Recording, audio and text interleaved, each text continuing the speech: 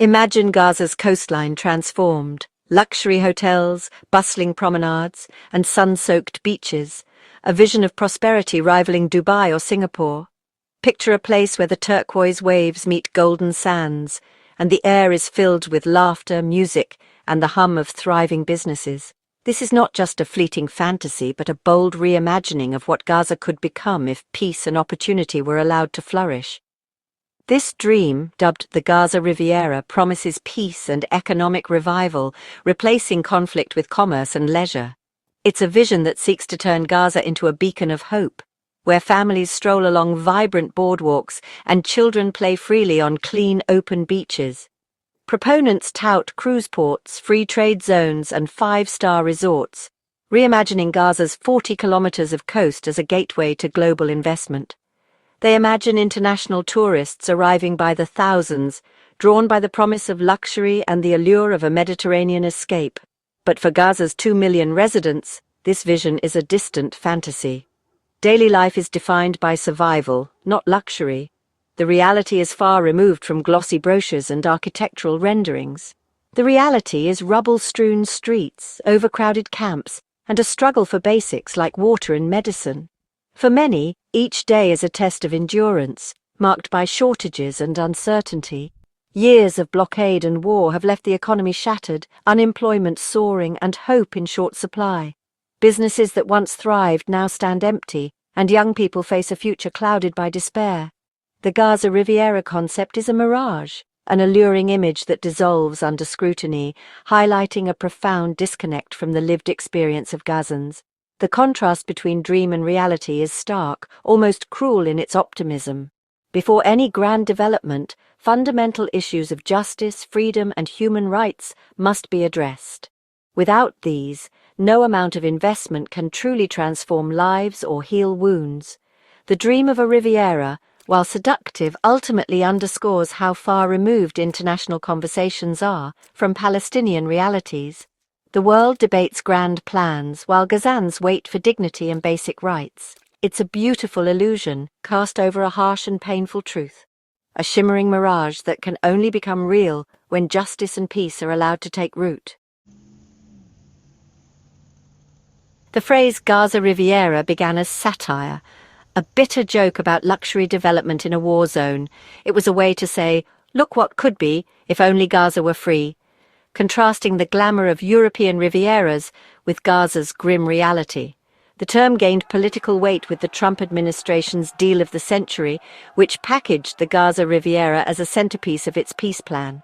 Suddenly, a sarcastic phrase became a serious diplomatic talking point, promising billions in investment and a transformation into a new Singapore or Dubai. Critics argued the plan treated the conflict as a real estate deal, sidelining the core issues of land, rights, and identity. What began as a poignant critique became a tool to promote a vision many Palestinians saw as a denial of their history and rights. The deal of the century offered Gaza prosperity, but only if Palestinians surrendered core national demands. Billions in investment were conditional on relinquishing claims to East Jerusalem and the right of return for refugees. The plan was seen as a transaction, economic incentives in exchange for political capitulation. For many, the Gaza Riviera symbolized a gilded cage, luxury without freedom, development without sovereignty. The proposal was rejected by Palestinian leaders and much of the international community, who saw it as legitimizing occupation, not ending it. The vision of a thriving coast masked a blueprint for permanent subjugation. The Gaza Riviera became a symbol of a peace plan built on injustice, not reconciliation. The Gaza Riviera idea resurfaced after the devastating 2023 war, this time with even more controversy. Jared Kushner and Donald Trump proposed redeveloping Gaza's coast, even suggesting forced displacement to clean up the area. An AI-generated video depicted a glitzy Trump Gaza resort atop the ruins, complete with golden statues and sunbathing politicians. The proposal was widely condemned as incitement to war crimes and a vision of conquest, not peace. Some Israeli settler groups openly embraced the idea, seeing the destruction as an opportunity for resettlement. The Gaza Riviera, in this iteration, became a symbol of erasure, a future for Gaza without Gazans. As of July 2025, Gaza is a humanitarian disaster zone, not a tourist destination. The devastation here is overwhelming, with entire neighborhoods reduced to rubble and the basic fabric of daily life torn apart. For those who remain, every day is a test of endurance and resilience. Years of blockade and war have left the economy strangled, infrastructure shattered, and daily life a struggle for survival. Shops stand empty, streets are eerily quiet, and families search desperately for food and clean water. The sense of normalcy that once existed has vanished. The 2023 war killed over 52,000 Palestinians, flattened neighborhoods and destroyed hospitals, schools and places of worship. The scars of that conflict are everywhere, visible in the broken buildings and in the eyes of those who survived. Over 80% of residents depend on humanitarian aid, but even that is scarce. Aid convoys struggle to reach those in need, and supplies often run out before everyone can be helped. Electricity is rare, clean water is almost non-existent, and disease spreads in overcrowded camps. Children collect water from makeshift sources, and families huddle in darkness when the sun sets, hoping for relief that rarely comes. Families live in tents or ruins, facing hunger, illness, and constant fear. Many children are malnourished, and parents struggle to provide even the most basic necessities. Talk of luxury resorts is not just unrealistic, it's offensive to those fighting for basic dignity. The contrast between outside perceptions and the harsh reality on the ground is stark and painful. People dream not of five-star hotels, but of safety, shelter, and a future for their children. Despite everything, hope persists in small acts of kindness and moments of laughter among the ruins. Before any development, the world must address the urgent humanitarian crisis and help Gazans rebuild their lives. True progress begins with restoring dignity, security, and the basic foundations of society. The ground truth is trauma, loss, and a daily fight for survival.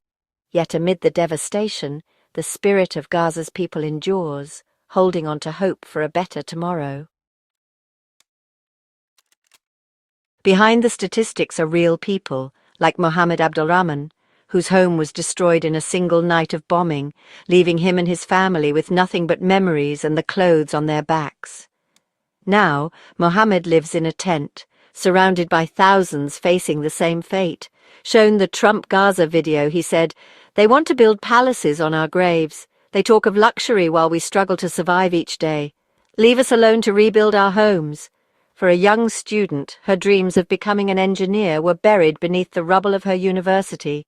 Her future, once bright, now feels impossibly distant. Instead of studying, she now spends her days searching for water and firewood for her siblings, her childhood slipping away. For her, the idea of a Gaza Riviera is a cruel fantasy, a distant mirage. It is irrelevant to her community's urgent needs. In Gaza's hospitals, doctors perform surgeries by the dim light of their phones, improvising with what little they have. They prioritize medicine over tourism, facing impossible choices every day. Their reality is amputations without anesthesia and the constant fear of running out of supplies. Children are dying from preventable diseases, a world away from the luxury of seaside resorts. These stories reveal that Gazans are not a problem to be solved with money or grand projects, but a people seeking justice and dignity. Their demand is not for luxury hotels or artificial beaches, but for freedom, safety, and the right to rebuild their lives with hope. The human cost of this conflict cannot be erased by developer blueprints or foreign investments. The true vision for Gaza is one of self-determination, dignity, and the chance to shape their own future, not imposed fantasies from afar. The future of Gaza is contested not just on the ground, but in images and narratives. Pro-Israel media circulate images of clean beaches and modern cafes, creating a counter-narrative to reports of crisis. These curated images, often outdated or selective, suggest Gaza's suffering is exaggerated or self-inflicted. This propaganda creates a tale of two Gazas, one of devastation, one of hidden prosperity. The Gaza Riviera concept fits this narrative, implying wasted potential is Gaza's own fault. In reality, pockets of normalcy were rare and have been obliterated by war. The propaganda obscures the overwhelming evidence of suffering and shifts blame away from the blockade and conflict. It's an attempt to win the argument by hiding the truth in plain sight. The Gaza Riviera proposal is met with anger and rejection by most Palestinians. Both the Palestinian Authority and Hamas condemn it as an attempt to buy off political rights with economic bribes. Ordinary Gazans feel insulted by plans that ignore their history and humanity, treating their land as real estate, not a homeland. Some extremist settler groups see the destruction as a chance to resettle Gaza, a move condemned as a violation of international law. The international community is divided. Arab states refuse to fund reconstruction without a path to Palestinian statehood. The flaw in the Riviera dream is clear. It focuses on cosmetic fixes while ignoring the crumbling political foundation. Peace cannot be built on luxury resorts while justice and freedom are denied. The Gaza Riviera is more than a development plan. It's a symbol of disconnect between power politics and lived reality. For Palestinians, it's a painful reminder that their land is valued more than their lives. The concept embodies a flawed approach, offering prosperity as a reward for political submission. True peace requires justice, equality, and an end to the blockade, not blueprints for resorts. Reconstruction must rebuild communities, not just buildings. The real dream for Gaza is simple: safety, freedom, and the right to determine their own future. Until that dream is realized, the Gaza Riviera remains a cruel and empty promise.